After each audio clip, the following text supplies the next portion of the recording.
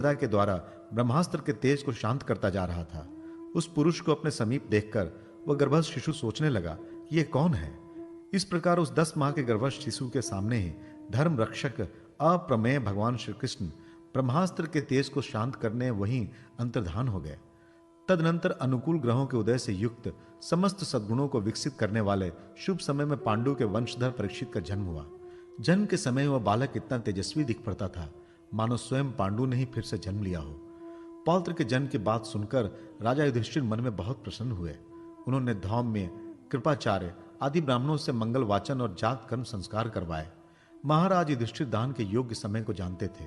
उन्होंने प्रजा तीर्थ नामक काल में अर्थात नाल काटने के पहले ही ब्राह्मणों को सुवर्ण, गौएं, पृथ्वी, गांव, उत्तम जाति के हाथी घोड़े और उत्तम अन्न का दान किया।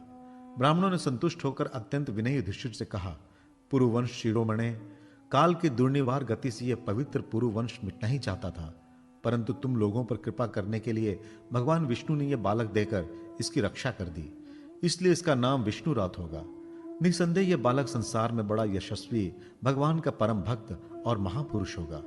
युधिष्ठिर ने कहा, महात्माओं, यह बालक क्या अपने उज्जवल यश से हमारे वंश के पवित्र कीर्ति महात्मा राजर्षियों का अनुसरण करेगा?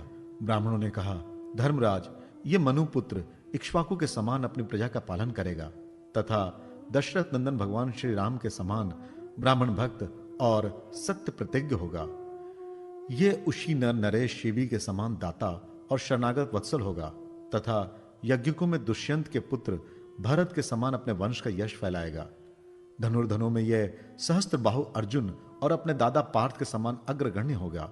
यह अग्नि के समान दुधर्ष और समुद्र के समान दुस्तर होगा। यह सिंह के समान पराक्रमी, हिमाचल की तरह आश्रय लेने योग्य, पृथ्वी की सदृश तितिक्षु और माता पिता के समान सहनशील होगा।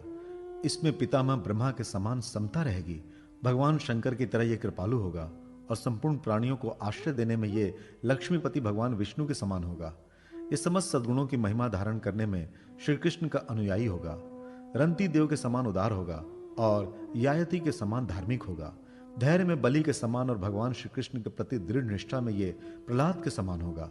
यह बहुत से अश्वमेघ यज्ञों का करने वाला और वृद्धों का सेवक होगा। इसके पुत्र राजर्षि होंगे। मर्यादा का उल्लंघन करने वालों को यह दंड देगा। यह पृथ्वी माता और धर्म की रक्षा के लिए कलयुग का भी दमन करेगा। ब्राह्मण कुमार के शाप से तक्षक के द्वारा अपनी मृत्यु सुनकर यह सबकी आसक्ति छोड़ देगा और भगवान के चरणों की शरण लेगा। राजन, व्यास नंदन सुखदेव जी से यह आत्मा के यथार्थ स्वरूप का ज्ञान प्राप्त करेगा और अंत में गंगा तट पर अपने शरीर को त्याग कर निश्चय अभय पद प्राप्त करेगा। ज्योतिष शास्त्र के विशेषज्ञ ब्राह्मण राजा युधिष्ठिर को इस प्रकार बालक के जन्म लग्न का फल बतलाकर और भेंट पूजा लेकर वे अपने अपने घर चले गए। वहीं यह बालक संसार में परीक्षित के नाम से प्रसिद्ध हुआ, क्योंकि वह समर्थ बालक गर्भ में जिस पुरुष का दर्शन पा चुका था उसका स्मरण करता हुआ लोगों में उसी की परीक्षा करता रहता था कि देखें इनमें कौन सा वो है। जैसे शुक्ल पक्ष में दिन प्रतिदिन चंद्रमा अपनी कलाओं से पूर्ण होता हुआ बढ़ता है, वैसे ही वो राजकुमार भी अपने गुरुजनों के लालन पालन से क्रमशः अनुदित बढ़ता हुआ शीघ्र ही सयाना हो गया। इसी समय स्वजनों के वध का प्रायश्चित करने के लिए राजा युधिष्ठिर ने अश्वमेघ यज्ञ के द्वारा भगवान की आराधना करने का विचार किया, परंतु प्रजा से वसूल किए हुए कर और दंड, जुर्माने की रकम के अतिरिक्त और धन न होने के कारण वे बड़ी चिंता में पड़ गए। उनका अभिप्राय समझकर भगवान श्री कृष्ण की प्रेरणा से उनके भाई उत्तर दिशा में राजा मरुत और ब्राह्मणों द्वारा छोड़ा हुआ बहुत सा धन ले आए।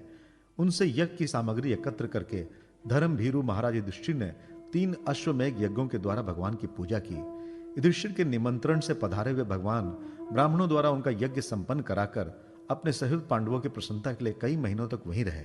शौनक जी, इसके बाद भाइयों सहित राजा युधिष्ठिर और द्रौपदी से अनुमति लेकर अर्जुन के साथ यदुवंशियों से घिरे हुए भगवान श्री कृष्ण ने द्वारका के लिए प्रस्थान किया।